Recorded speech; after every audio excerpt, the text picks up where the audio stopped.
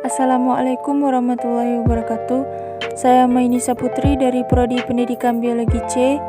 Hari ini saya akan membahas tentang mengapa Pancasila merupakan suatu sistem filsafat.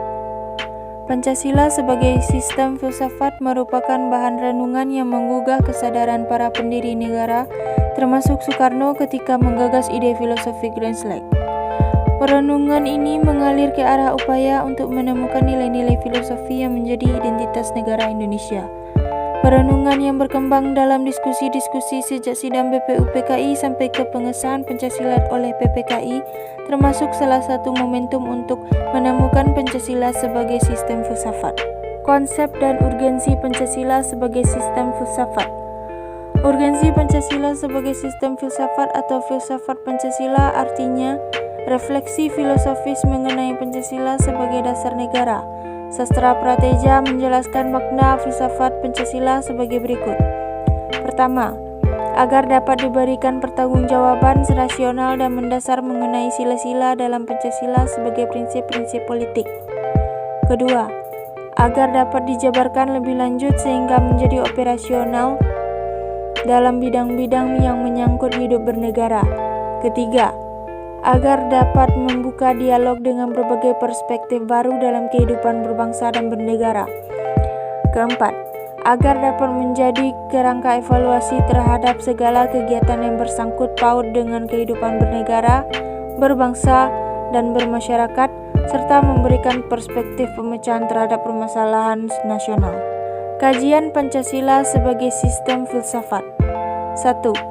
Filsafat Pancasila sebagai genetivus objektivus dan genetivus subjektivus. Pancasila sebagai genetivus objektivus artinya nilai-nilai Pancasila dijadikan sebagai objek yang dicari landasan filosofisnya berdasarkan sistem-sistem dan cabang-cabang filsafat yang berkembang di Barat. Pancasila sebagai genetivus objektivus artinya nilai-nilai Pancasila dipergunakan untuk mengkritisi berbagai aliran filsafat yang berkembang, baik untuk menemukan hal-hal yang sesuai dengan nilai-nilai Pancasila maupun untuk melihat nilai-nilai yang tidak sesuai dengan nilai-nilai Pancasila. 2. Landasan ontologis filsafat Pancasila. Ontologi menurut Aristoteles adalah ilmu yang menyelidiki hakikat sesuatu atau tentang ada, keberadaan atau eksistensi dan disamakan artinya dengan metafisika. Masalah ontologis antara lain: apakah hakikat sesuatu itu? Apakah realitas yang ada tampak suatu realitas sebagai wujudnya, yaitu benda? Apakah ada suatu rahasia di balik realitas itu, sebagaimana yang tampak pada makhluk hidup? Dan seterusnya. Bidang ontologi menyelidiki tentang makna yang ada, atau eksistensi dan keberadaan manusia, benda, alam semesta atau kosmologi, dan metafisika. Secara ontologis, penyelidikan Pancasila sebagai filsafat dimaksudkan sebagai upaya untuk mengetahui hakikat dasar dari sila-sila Pancasila. Pancasila yang terdiri atas 5 sila. Setiap sila bukanlah merupakan azas yang berdiri sendiri, melainkan memiliki satu kesatuan dasar ontologis. Dasar ontologis Pancasila pada hakikatnya adalah manusia, yang memiliki hakikat mutlak yaitu monopluralis atau monodualis. Karena itu juga disebut sebagai dasar antropologis. Subjek pendukung pokok dari sila-sila Pancasila adalah manusia. 3. Landasan epistemologi filsafat Pancasila. Epistemologi adalah cabang filsafat yang menyelidiki asal, syarat, susunan, metode, dan validitas ilmu pengetahuan. Epistemologi meneliti sumber pengetahuan, proses dan syarat terjadinya pengetahuan, batas dan validitas ilmu pengetahuan. Menurut Titus, terdapat 3 persoalan yang mendasar dalam epistemologi, yaitu tentang sumber pengetahuan manusia, tentang teori keberadaan pengetahuan manusia, dan tentang watak pengetahuan manusia. 4. Landasan aksiologis Pancasila.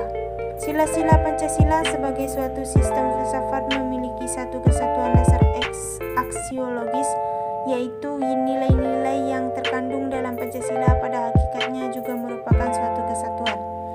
Aksiologi Pancasila mengandung arti bahwa kita membahas tentang filsafat nilai Pancasila. Istilah aksiologi berasal dari kata Yunani axios yang artinya nilai, manfaat, dan logos yang artinya pikiran, ilmu, atau teori. Aksiologi adalah teori nilai, yaitu sesuatu yang diinginkan, disukai atau yang baik. Bidang yang diselidiki adalah hakikat nilai, kriteria nilai, dan kedudukan metafisika suatu nilai. Nilai atau value dalam bahasa Inggris berasal dari kata Latin valere yang artinya kuat, baik, dan berharga. Dalam kajian filsafat merujuk pada suatu yang sifatnya abstrak yang dapat diartikan sebagai keberhargaan atau worth atau kebaikan atau goodness. Nilai itu sesuatu yang berguna. Nilai juga mengandung harapan akan sesuatu yang diinginkan. Nilai adalah suatu kemampuan yang dipercayai yang ada pada suatu benda untuk memuaskan manusia. Dictionary of Sociology and Related Science. Nilai itu suatu sifat atau kualitas yang melekat pada suatu objek. Kesimpulan yang dapat diambil adalah Pancasila sebagai sistem filsafat sudah dikenal sejak para pendiri negara membicarakan masalah dasar filosofis negara dan pandangan hidup bangsa. Meskipun kedua istilah tersebut mengandung muatan filosofis, tetapi Pancasila sebagai sistem filsafat yang mengandung pengertian lebih akademis memerlukan perenungan lebih mendalam. Filsafat Pancasila merupakan istilah yang mengemuka dalam dunia akademis. Ada dua pendekatan yang berkembang dalam pengertian filsafat Pancasila, yaitu Pancasila sebagai genetivus objektivus dan Pancasila sebagai genetivus subjektivus. Kedua pendekatan tersebut saling melengkapi karena yang pertama meletakkan Pancasila sebagai aliran atau objek yang dikaji oleh aliran-aliran filsafat lainnya. Sedangkan yang kedua meletakkan Pancasila sebagai subjek yang mengkaji aliran-aliran filsafat lainnya.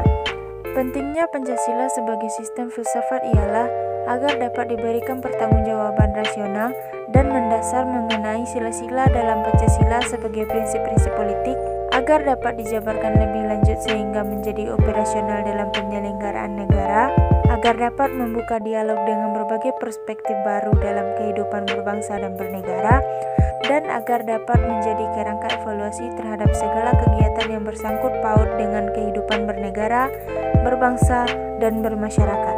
Demikian pembahasan kita hari ini tentang mengapa Pancasila merupakan suatu sistem filsafat. Mohon maaf apabila ada salah kata. Saya ucapkan terima kasih.